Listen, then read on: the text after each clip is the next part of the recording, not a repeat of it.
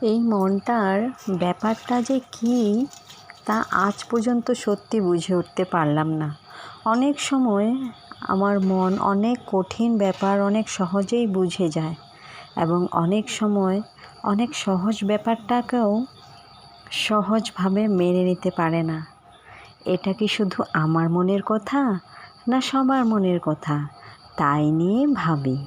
সত্যি এই মনটাকে আজ পর্যন্ত কিন্তু সঠিকভাবে বুঝে উঠতে পারলাম না। এত কঠিন কঠিন জিনিস সহজেই মেনে নেয় কোনো সময়, আবার অনেক সময় এরকম আসে জীবনে যা অনেক সহজ ব্যাপার, কিন্তু এই মন কিন্তু সহজভাবে মেনে নিতে পারে না।